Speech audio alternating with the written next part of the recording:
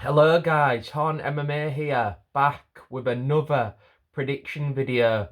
This time for UFC Fight Night, Prates versus Garry, or should I say Machado Garry versus Prates, the Brazilian versus the Irish guy who cooks himself to be a Brazilian with a man who is also Brazilian.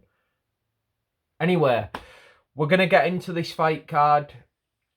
I think this is probably one of the best fight nights we've had so far in 2025. Um, we've got some really big, memeable moments that could possibly happen on this card, which we're going to get into. I cannot wait for that. I mean, I think there could be some pretty funny outcomes on this card. And we're going to get straight into it, the main card, with the first fight that is really quite an impressive first fight. Ikram Aliskerov, as I like to call him, or Aliskerov, versus Andre Muniz. Now, Aliskerov, you might remember this guy from coming into the UFC, and everyone was saying, "Ooh, he fought Kamzat once, and ooh, he could be possibly a big guy in this division who's going to get that match eventually when he reaches his way to the top." People forget that he got chinned in the first round in that fight with an uppercut, which anyone can get finished by. Kamzat, we know that. He's dangerous in the first round. He's pretty much exclusively dangerous in the first round. Then he just tends to slog with you and just use toughness. But he then got chinned in his last fight by Robert Whittaker, and it was a similar kind of combination that he got chinned with by Hamzat. So it kind of shows you the holes there. And he's fighting Andre Muniz, luckily for him, who's quite an old guy. He's himself, I've got in my notes here that he also kind of likes to finish people in the first round.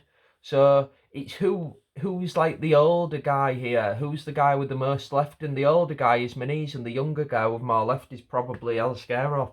So you'd think that'd be the clever way to pick this fight, because it is based on just who can outlast the other, because they're both dangerous early, and that probably means they're both going to be tentative early, and neither of them are probably going to risk getting finished. So I see this fight being a battle of who can last longer, which a lot of people maybe don't see on the surface, as they're both people who like to get finishes early. So I'd have to go with the younger guy who's had less miles on the clock and been finished a less amount of times, because even though Aliskerov has been finished twice in the first round in high profile fights with big names, that's pretty much the only time he's been badly finished, and they've both come by knockout, whereas Muniz has been finished by submission early, and he's been finished by knockout. So who's the grappler in this fight? Obviously Aliskerov. He's used his grappling in many of his fights. He didn't get to do that in his last fight against Whittaker because he got finished early on the feet. But in this fight, I think he can show his game that he's shown early in his UFC career when he was looking like a prospect for his first few fights. And I think he can get the win here over the 35-year-old Muniz just by decision there, because he isn't really much of a jiu-jitsu guy, Aliskerov. He's more of a control ground and pound guy. And Muniz is a veteran who knows how to look after himself on the ground and does have a bit of a ground game. He isn't a great wrestler, but he's got a good back jiu-jitsu game, and I think he can survive on the floor. But the younger, stronger guy will be able to control him and get the decision. So I'm going with Aliskerov in this first fight. Moving on, fight number 2 on the main card. Rude Boy Randy Brown versus Nicholas Dalby, the battle of the gatekeepers. Nicholas Dalby, he's been around that long that, I remember his fight of the night performance versus Darren Till back in 2015. He's been around the block, this guy. He's had some decent wins in the UFC, people like Elvis Brenner, Bonfim. I think it might have just been Bonfim actually, but it was the other Bonfim, the Ishmael Bonfim, not Elvis. Not Brenner. Brenner as well though, he did have a fight, a comeback win against. So he's kind of had a lot of good performances in the past. And if you're looking at prospects, Bonfim was right up there as a big prospect in the UFC, and he ended that train. And he also, like I said, has been putting on these performances a long time in fights like with Darren Till, another fight of the night. His fight against Brenner was a fight of the night contender. It was a performance of the night in the end because of the amazing comeback. But he's a tough guy, is the point I'm making. Fight of the nights, comeback wins, that tells you a lot about a guy.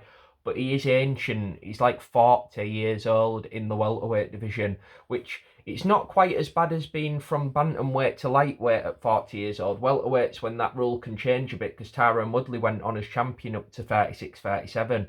But he dropped off after that, and Nicholas Dalby's now 40, and he's facing a guy in Randy Brown who just has the better finishing potential and more power. Nicholas Dalby, when he gets finishes, they tend to be grueling, ground and pound, or a culmination of damage. Whereas Rude Boy Randy Brown can take you out with that shot. He has that lights out power, and he's long for the division. Nicholas Dalby's built like a 14-year-old girl, so that can be, a bit of a swaying factor in this decision I'm making in the prediction. But I think the main thing that I look at in this fight is Randy Brown's the younger guy, he's a more athletic guy, and he's got more momentum on his side, because they're both coming off robbery defeats. I must also add to this. Nicholas Dalby's coming off a robbery, and the more recent one was Randy Brown coming off a robbery defeat against Brian Battle, where Brian Battle was being a bit of a dick afterwards, and it kind of turned the crowd on him, and that was a good performance by Randy Brown.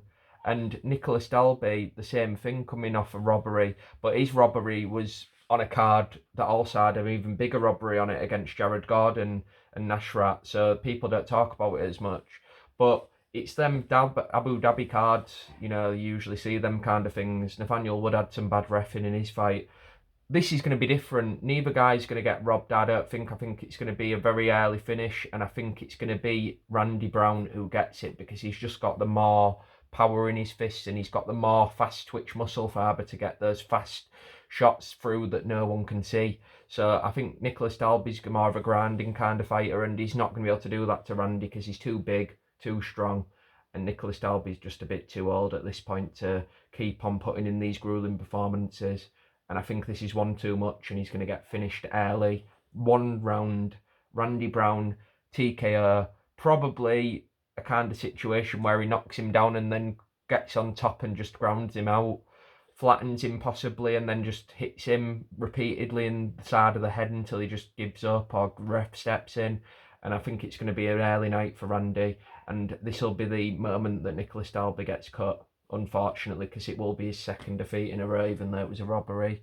But he's old, and UFC aren't going to be paying him the contract he's on, because he's been in the UFC a while and worked his way to a good contract. I think he's getting cut. Moving on, fight number 3 on the main card, the first meme fight of the night. Michel Pereira versus Abbas Magomedov. The battle of the gassers. And one of these guys is German, so no pun.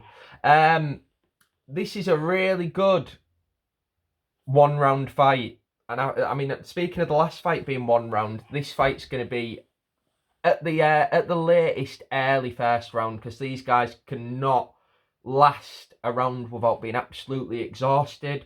And both of them, well, one of them I should say has got explosive power, the other one's got really good technique and good striking. So it's going to be one of those fights that's on the feet. But I think Magomedov, even though you'd think by his name he's a wrestler who's got a good gas tank, his gas tank is absolutely terrible. He's really, really sloppy when he gets into the second, third round. He pulled off a 3rd round win in his last fight, but looking at the record, you might think, he's got a good gas tank. No, he was on his back and he got a sub arm triangle. That was really lucky. He ended up pulling on top, getting that arm triangle, but he was on his back at one point in that fight, and he got into a better position and he ended up securing the sub. So he was gassed, but he just got the luck of getting the position from just the fact that his opponent made a mistake in the transition. This fight, he's fighting on the feet against a great, really impressive striker in Pereira who's explosive early. I don't think he's going to be able to handle that. I think Pereira against anyone else, you wouldn't pick him after that Anthony Hernandez performance, which is on my channel, me absolutely mocking him for that. I can see him just getting the finish that he needs in the early second, I'm going to say, because I think in the first round he's going to be cautious after that last performance. But I think he's going to tire out Abbas Magomedov just by making him think too much, by just using feints, and I think that'll be enough to tire the German engineer out, and then he's going to get finished early in the second by a clubbing right hand. I can see him just landing that shot really, really probably in a transitional period where Abbas comes in looking to maybe get him against the fence, and I can just see an uppercut clubbing him, and then I can see him following it up against the fence with just loads of repeated shovel uppercuts, because Abbas will just go to his knees at that point, and with the new rule you're allowed to hit and you're allowed to knee as well, so I could even see a few knees being hit if he's that dazed and he hasn't got both hands on the floor. So I think he's going to get shovel uppercutted and then dazed with knees and get put out eventually with ground and pound. I think it's going to be a really entertaining round while it lasts, and the second it'll be over in a flash early because Abbas gasses after the first. Moving on, fight number 4 on the main card, a very long main card, I must add. Giga Chikadze versus David Onama. Giga recently, man, he just hasn't been looking himself. He's been looking like he gets hurt too much. And that's not something we used to see with Giga. He used to be tough as nails. He seems to get hurt in these fights more than he used to. In the Arnold Allen fight, he was getting pieced up towards the end. I was there at that fight, as I keep mentioning, that Manchester card, and he just didn't look himself. He looked like he was not taking damage as well. He didn't look like he could push on after the second. And he's fighting someone here in David Onama. The both guys, I must say, are really big for the division. That's one thing to point out. 2 of the biggest guys for featherweight in the entire division. And David Onama missed weight at the weigh-ins yesterday. But in the recent past, Giga's missed weight, so you can't really complain too much. Both guys are fighting at a weight that I think's a bit too much of a cut for him, but the difference is cutting to that weight at 36 that Giga is at is different to the 30-year-old Onama who's still in his early prime. So I think this just really is not a good fight at this point for Giga Chikadze, because David Onama's got great striking, he's explosive, and he's also got, as I mentioned earlier in the Randy Brown fight, that really like one-punch power, whereas Giga's more of like a... Don't get me wrong, if he catches you with that Giga kick, he could put you out. But as far as with his hands, he's not got that explosive power. He can land shots on you all night and you'll be able to take them and they'll hurt. And they'll eventually build up and cause damage and could lead to you being finished. But when you've got that one-hitter quitter like Onama and you're fighting an older guy who struggles at the weight, you've also missed weight, so you can have the strength advantage in the clinch. I just can't see Giga winning this one. I think Onama's going to get the knockout, man. And I think he's possibly going to get it in the second, but late in the second, unlike the last fight, because I think Giga's going to really, really push in the first round, and then his age is going to catch up to him in the second, and it's going to be a slow, methodical, just frustration build up, and then he's going to get clipped with one coming in like he did against Arnold Allen. But unlike in that fight, I think it's going to be too much because he's fighting a guy with more power than Arnold and a bigger guy and a stronger guy. And to be honest with you, probably just a more all-round, more thudding fighter. Like, he tends to really turn over on his punches. You've seen that in some of Onama's finishes, whereas Allen's more of a quick guy who likes to build up the shots and then he'll land maybe a kick into the body, whereas Onama really does finish his combinations with that shot, whereas he sets up with the kicks and then he'll land a shot, meaning that to end the combination. Allen's more of a build-up, tie you out, end with a combination with a body kick. So he's fighting a guy who's a lot different stylistically to his last fight with the striking, and he's going to really be surprised, I think, on how much different it's going to feel when he gets hit by this guy.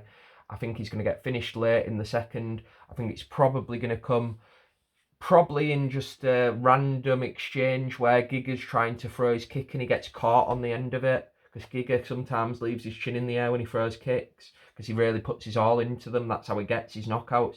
And I can see Onama coming over the top and landing one on the chin and taking him out. No follow-ups, walk-off KO. I can see that happening, and it'll be the most impressive performance of his career. But I do think that people are going to be shocked by that, because people look at Giga as this really good, can take shots.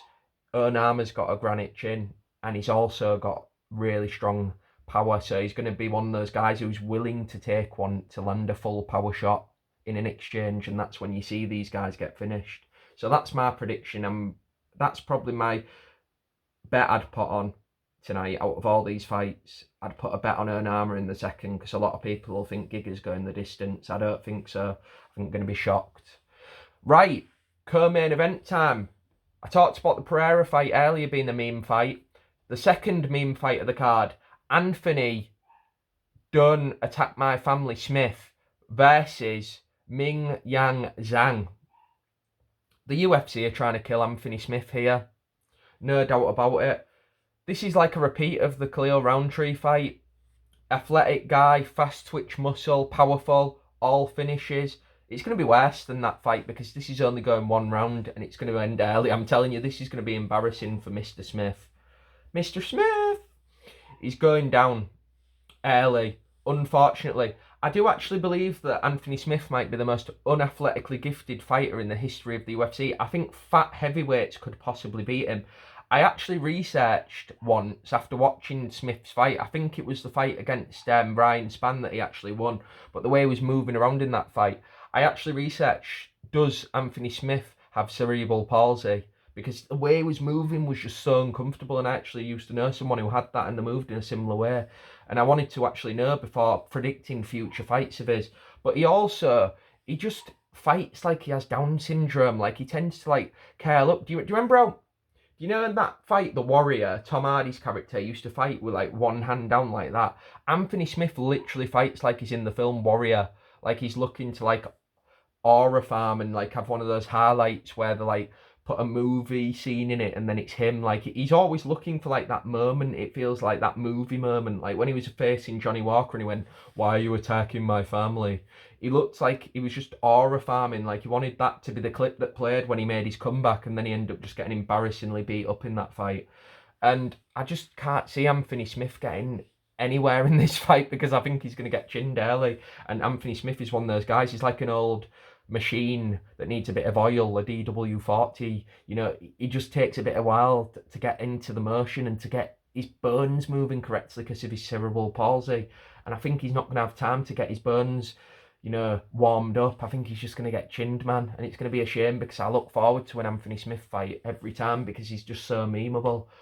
And we're going to get one last meme and it's going to be Ming Yang Zhang just chinning him brutally. Unlike the other knockouts I've predicted on this card, I think this is just going to be literally Anthony Smith pathetically hanging onto his leg. And then do you remember the Paul Craig, Johnny Walker finish where he was hammer fisting him? I can see that happening. Hammer fist while Anthony Smith is like in the fetal position, clinging to his leg, screaming for mummy. And then I can see him just getting repeatedly on his head. And then I can see him getting to his feet eventually. And then just getting knee to the body in the clinch repeatedly. And then eventually just getting grounded out, flattened, and probably in a similar position to how he got finished in his Khalil fight, where he was just on the floor, like with his legs in the air, you know, like a child, like a fish out of water, like flopping around. But I can see Ming Yang Zhang getting on top of him and grounding him out, because I can't see him emerting like Khalil Roundtree. He ain't quite got that Khalil Roundtree swag to him. I'm not saying it because of any racist reasons, he just ain't got that. He's Chinese. He tends to be a bit more cerebral in his, no pun intended, from the Anthony Smith condition. He's going to get him grounded out. He's going to finish him on the ground, and he's going to really probably put a beating on Smith, unfortunately. But fortunately for me, because I like the memes. So Anthony Smith's getting embarrassingly grounded and pounded out in his last fight. But I hope he makes the On Paper podcast a more full-time regular thing. We love you, Ant. Moving to the main event of this card. It's a very good one. Ian Machado Garry versus Carlos Prates. Now, I've been going back and forth on this one for a while. Carlos Prates got a lot of hype behind him. Very entertaining to watch. Great knockout ratio. I think he's knocked out like his last 8 opponents, and some of them have been really impressive knockouts as well. Especially the Magny one, because Magny's hard to finish, and Magny was coming off a Mike Malott victory, which was impressive, and he's very durable, as he showed in that fight. That was another comeback performance. You know, he's fighting Ian Machado Garry, who's shown in his recent fights a new layer with his grappling. He's always had it, but he seems to be getting better and better with it. He nearly finished Shavkat in his last fight by rear naked choke. Now, this fight, he's obviously fighting Carlos Prates, who literally early on in his career, I think he lost like 5 fights all by submission, which people seem to forget about. He's improved his grappling since then, as he showed with his takedown defence against Neil Magny. And Ian Garry's also got good takedown defence. So it's not like either of these guys are going to really be on the floor much, I think. I think it is going to be a striking match, unlike the Ian Garry Michael Venom Page fight where he could get Page down. I think that was more down to the fact that Michael Venom Page wasn't expecting that. But Carlos Prates has had the ability to see Ian Garry's evolution as a grappler and seen him in his fight against Michael Venom Page and Shavkat and seen that he likes to go for those grappling exchanges. So he's expecting that now. I think he's going to train that. I really do see this being a stand-up fight. And for that reason, I eventually landed on picking Prates because I just think he's the much better striker. He's got so much better technique. Ian Garry's got T-Rex arms and a long body with his chin in the air. His arms almost aren't long enough to keep up to his chin. I can see him getting chinned here. Like he did in his Shi Yang fight. Ian Garry nearly got fraud check there.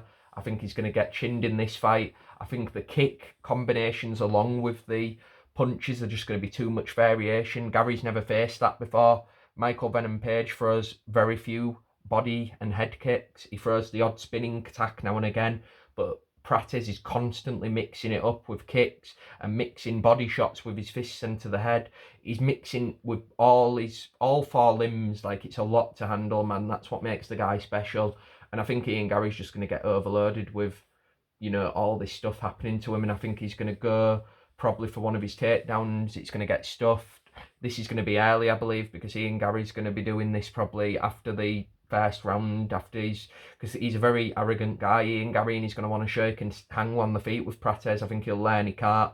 He'll go for a combination against, like when he's got Prates cut off in the cage, because he's good at doing that. Ian Garry cutting off the cage, he did it to Shavkat.